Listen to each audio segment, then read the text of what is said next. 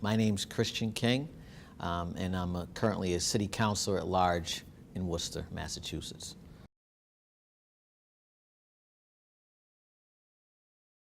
In the City of Worcester, we have 11 city councilors. 6 are at large and 5 are district. So there's 5 different districts here in Worcester, and that means if you're a district councilor, you're dealing with that particular portion of the city. As an at-large councilor, you're kind of more governing on a larger scale. You're looking at more global, large-scale issues around, homelessness is an issue right now in the city, panhandling. When you talk about police and community relationships, that's kind of where you find yourself as a city councilor, and of course you support those district issues that may come up here and there. It's certainly multifaceted, and as an at-large council, you're responsible to go to city council meetings once a week, and then you're also assigned to a committee. I've been assigned to 3 committees, which is traffic and parking, which is really busy, and also I'm part of the joint committee with the school department and the city council, and I chair rules and legislative affairs, which is about, again, the ordinances and kind of decorum on the council, and also working with our state legislators, our federal legislators, to do what they call intergovernmental relations and try to access services, identify grants and things of that nature to help our city grow and move forward. By my sophomore year in college, I had lost 3 friends to gun violence here in the city, all under the age of 21. And I decided then I had to make a difference. So issues of youth are extremely important to me. Those are things that I try to work on. And as a social worker, issues of social justice are extremely important. One of the issues we continue to have is one of underemployment and unemployment. If it's gentrification, when you're talking about redevelopment and the $500 million that's been invested in downtown Worcester, we want to make sure that there's a place for everybody at the table. I was the first black male elected in 80 years, since 1936, to serve the City of Worcester, the 2nd largest city in New England. And with that, you want to bring, some diverse points of view to the council, a community perspective to the council. And that's really what I try to focus on. Hip-hop, to be honest with you. Hip-hop is, for me, is something that was important in terms of self-identity, because when I came up, it was a lot of what they call conscious rappers that talked about what it meant to be black in America, what it meant to deal with issues of police brutality, what it meant to be proud. And then I had my family influences around education and coming to this country and making a better life for yourself and others. And I fell into the world of social work, adolescence. That was the thing, trying to make a difference. Through my work, I'm also the regional vice president for SEIU Local 509, which is a union that represents social workers.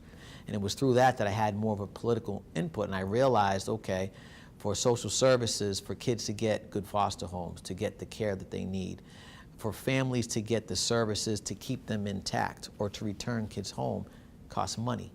How do you get the money? You need to go to Beacon Hill, and you need to advocate the State House for funding.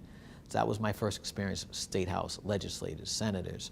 My plan was to be a state rep and make a difference. Then I got asked to run for city council, and I said, I'm not interested in potholes, stop signs, traffic lights. But as I began to learn more, I learned you could have, even more of an impact as an at-large councilor, and that's how I ended up here. We have an issue with homelessness right now, and we've been talking about exploring all options, because right now we have about 72 encampments here in the City of Worcester, and what we do is we identify them. We have a team that goes out and tries to work with them that's comprised of the police, code enforcement, social service agencies, Department of Public Health. But what ends up happening is we get them from one location, they go to the next. We don't have enough beds, we don't have those resources, so there's a legislative funding component. When we have our teams out in the city and they're working with them, and it's wintertime, and you're looking in someone's eyes and there's no services, there's no shelters, there's nothing, and then you have to turn and leave and it's 20 degrees below zero. That's tough. So there's a recent item that came up regarding what they call sanctioned sites. It's a tough optic, and it's basically a location where in the wintertime they come and they're basically huddled there.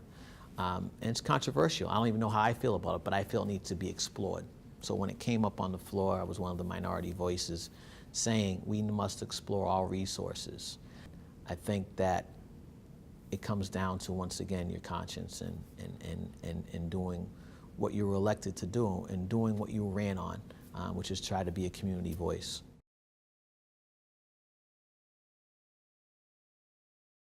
Don't boo, vote. Vote. They're 18, they need to vote. That's a little thing. It's their duty to become civically active. It's your duty to have a responsibility to give back to the community, to learn how to work, to learn how to navigate bad relationships and still function, to learn how government works, for example. You need to get involved in people's campaigns. You know, when I ran for office, we had a group of kids from Maine South. We had a group of kids from different high schools making phone calls, you know, calling on behalf of a candidate, knocking on a door, even little things like mailing things out. Get involved, because some people will listen to you more closely. Others will listen to everyone. I think a lot of us do. But there's also folks who really about responding to the people who are engaged. So get engaged. I can be reached at King K, that's K-I-N-G-K, at worcesterma.gov. And I can also be reached on my cell phone at 508-450-6879.